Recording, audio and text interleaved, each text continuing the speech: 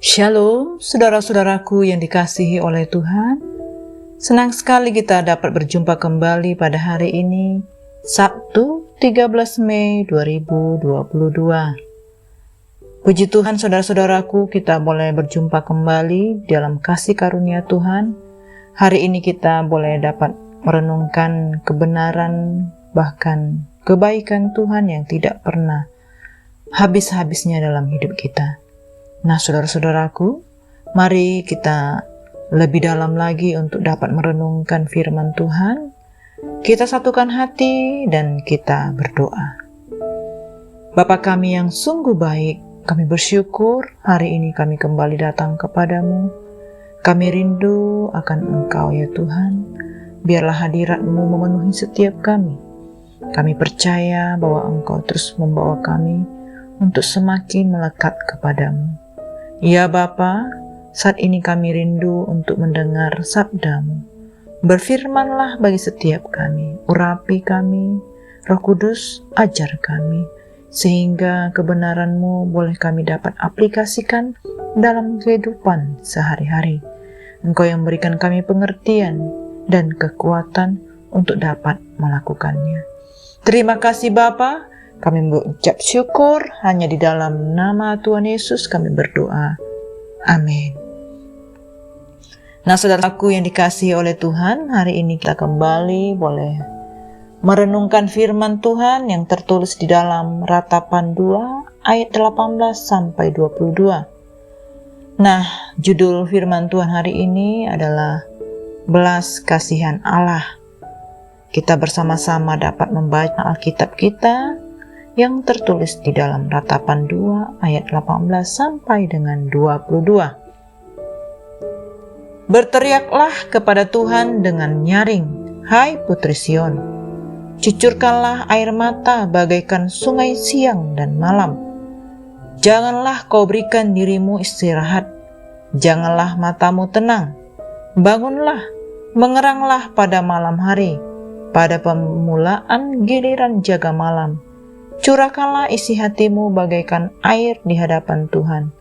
Angkatlah tanganmu kepadanya demi hidup anak-anakmu yang jatuh pingsan karena lapar di ujung jalan. Lihatlah Tuhan dan tiliklah, kepada siapakah engkau telah berbuat ini?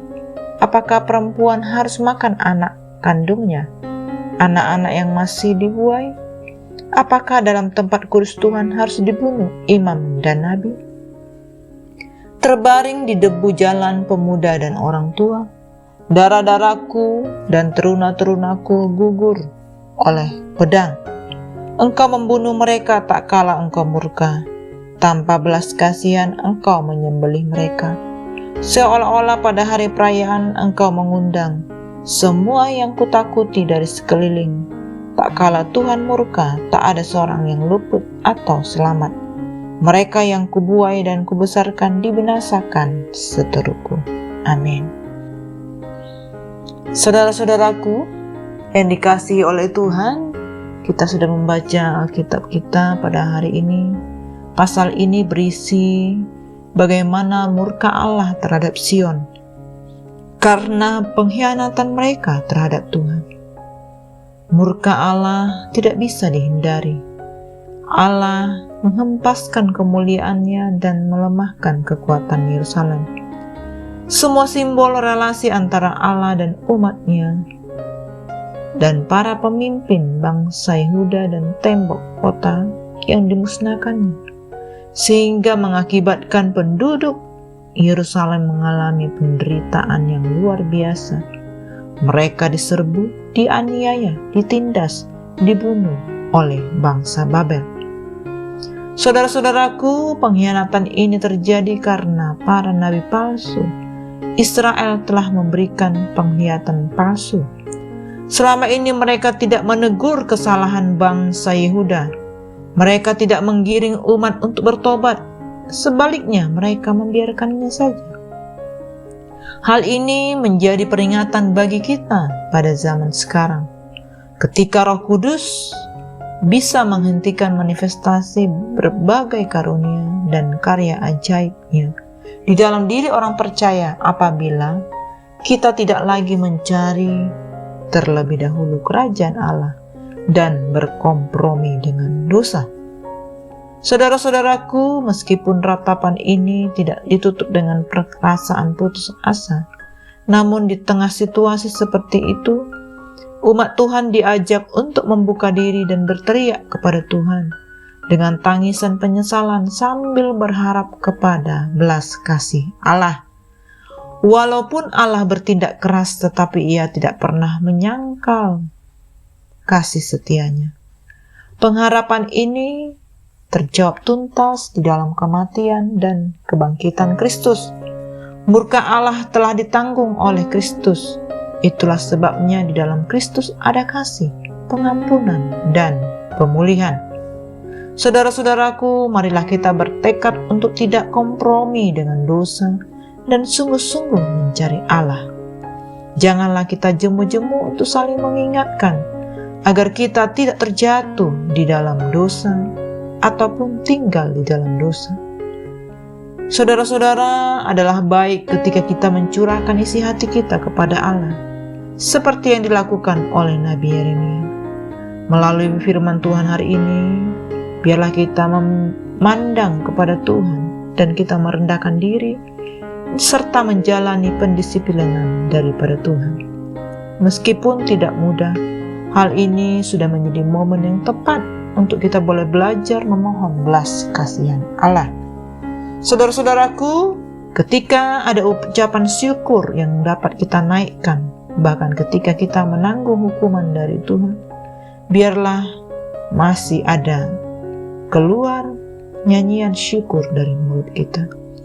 Dan pujian, ucapan syukur kita masih terus kita deklarasikan dan kita nyatakan melalui pertobatan dan pengakuan diri kita. Selama kita hidup dan berharap kepada Tuhan, pintu belas kasihan-Nya akan selalu terbuka bagi kita, umat pilihan-Nya. Amin. Demikianlah saudara-saudaraku renungan firman Tuhan hari ini. Kita sudah boleh belajar firman Tuhan dan kita bersama-sama untuk dapat bertobat, kita merendahkan diri, kita kembali kepada kebenaran firman Tuhan, dan kita percaya saat belas kasihan Tuhan turun bagi setiap kita, maka apa yang Tuhan nyatakan, janjinya, nubuatannya, firman-Nya pasti digenapi di dalam hidup kita. Dan ketika kita keluar dari setiap ikatan dosa dan kita memohon belas kasih Tuhan, Ia akan datang kepada kita. Amin.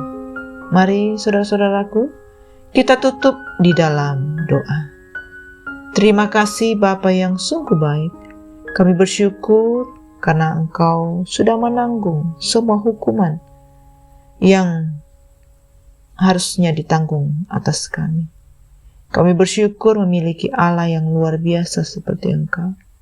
Kami menerima pengampunan, belas kasih, pemulihan, dan hidup kami sungguh-sungguh berada di dalam tangan. Terima kasih Bapa, teruslah Engkau berkarya di dalam kami, anak-anak-Mu. Kami percaya setiap kami dimanapun saat ini berada, kami mengalami kehidupan yang baru dan kami memiliki kemampuan untuk kami tinggal di dalam Engkau. Terima kasih Bapa, ini syukur kami, berkati kehidupan kami, aktivitas kami sepanjang hari ini. Dalam nama Tuhan Yesus kami berdoa. Amin. Semangat pagi, sampai ketemu di dalam ibadah raya besok. God bless you.